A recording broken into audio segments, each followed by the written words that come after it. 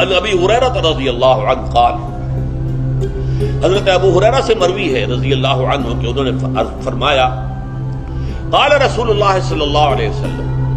کہ اللہ کے رسول نے فرمایا صلی اللہ علیہ وسلم، من صام رمضان ایمانا و احتسابا غفر له ما تقدم من ذنبه،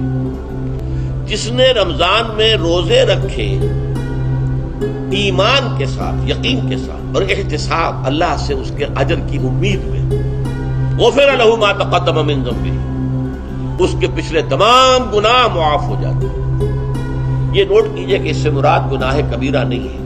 گناہ صغیرہ ہے۔ گناہ کبیرہ کے لیے توبہ شرط ہے،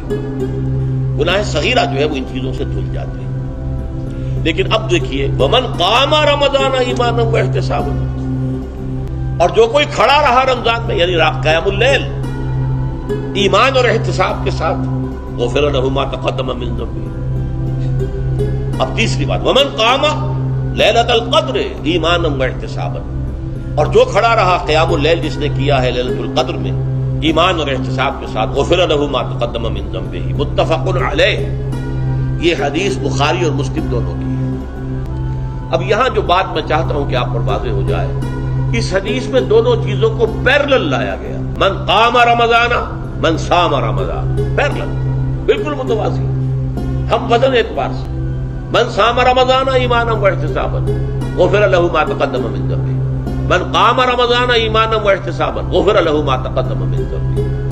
اب سوال پیدا ہوتا ہے قیام اللیل سے مراد کیا ہے؟ یہاں پہ میں ذرا تراویح کا جو پس منظر ہے وہ بیان کر دینا چاہتا ہوں۔ دیکھیے جیسا کہ ہم نے خطبے میں بھی دیکھ لیا، اللہ نے قیام اللیل جو ہے اسے فرض نہیں ٹھہرایا،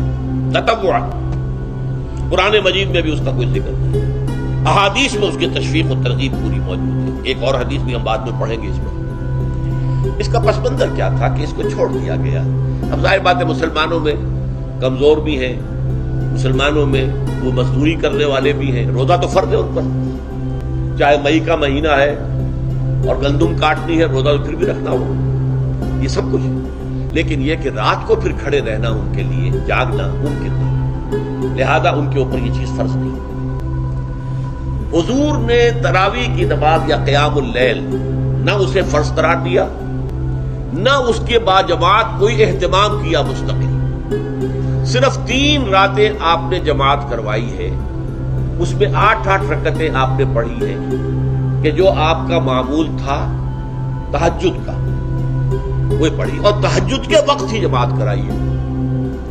یہ ہے وہ حدیث۔ اس کے علاوہ کسی نماز تراویح جو ہے جو ہم پڑھتے ہیں 20 رکعتیں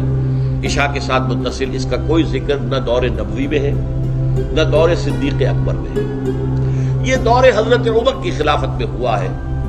اور ہم نہیں کہہ سکتے کتنے سال کے بعد ہوا ہے۔ حضرت عمر رضی اللہ تعالیٰ عنہ کی خلافت کا دور جو ہے وہ تو 10 برس ہے، ہو سکتا ہے 5 برس کے بعد ہوا ہو، 6 برس کے بعد ہوا ہو، 12 ہوا ہے ان کے عہد۔ حضرت عمر ایک مرتبہ مسجد میں داخل ہوئے، مسجد نبوی میں، تو دیکھا کہ کچھ لوگ 8 10 12 جو ہے وہ ایک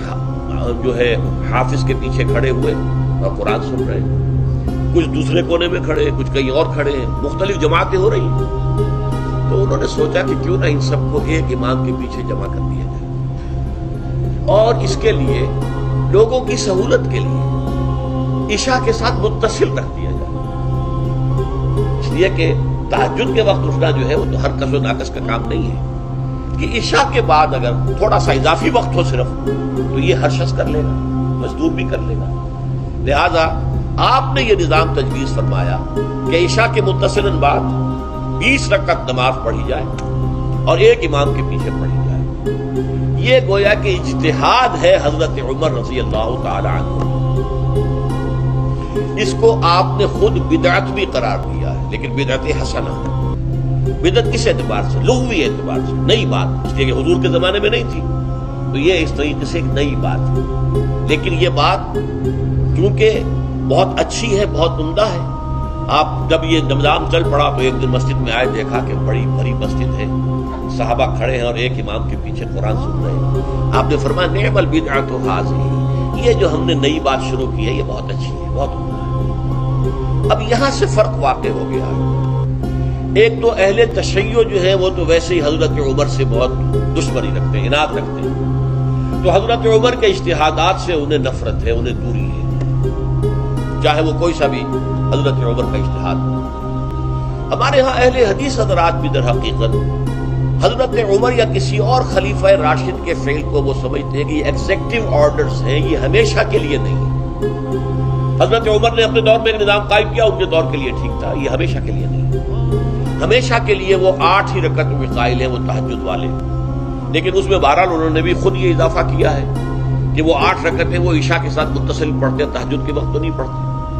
اور حضور نے تو صرف 3 روز جو ہے وہ کرائی تھی جماعت، وہ لوگ 30 دن یا 29 دن پڑھ رہے ہیں، تو اضافہ تو انہوں نے بھی کر دیا، تو نظام میں تبدیلی تو ہو گئی۔ لیکن اہل سنت جو کہلاتے ہیں، ہمارے جو 4 جو ہیں، جو ہمارے مسلک ہیں، حنفی، مالکی، شافعی، حنبلی، ان کا اتفاق ہے اس پر حضرت عمر کا، کیونکہ ان کے سامنے اصول یہ ہے کہ حضور نے فرمایا علیکم بسنتی وسنت الخلفاء الراشدین المہدیین، تم پر لازم ہے کہ میری سنت کو پکڑو مضبوطی کے ساتھ، اور میرے خلفاء راشدین مہدیین جو ہیں ان کی سنت کو پکڑو۔ اس اصول سے یہ 4 فقہ جو ہیں حضرت عمر کے اجتہادات جو ہیں ان کو بھی پابندی سمجھتے ہیں کہ تمام عمر کے لیے، قیامت تک کے لیے امت مسلمہ پر ان کی پیروی لازم ہے، لہذا اس میں اجماع ہے۔ اور یہاں تک کہ یہ سب سے آخری جو اس میں مسلک پیدا ہوا ہے، زمانی اعتبار سے سب سے پہلے مسلک جو ہے حنفی پیدا ہوا، پھر مالکی پیدا ہوا ہے، پھر شافعی پیدا ہوا ہے، اور پھر حنبلی آخری ہے۔ اور امام احمد ابن حنبل بہت بڑے محدث بھی ہیں۔ مسند احمد ابن حنبل جو ہے وہ بہت بڑی کتاب ہے، بہت اہم کتاب ہے، جامع کتاب ہے۔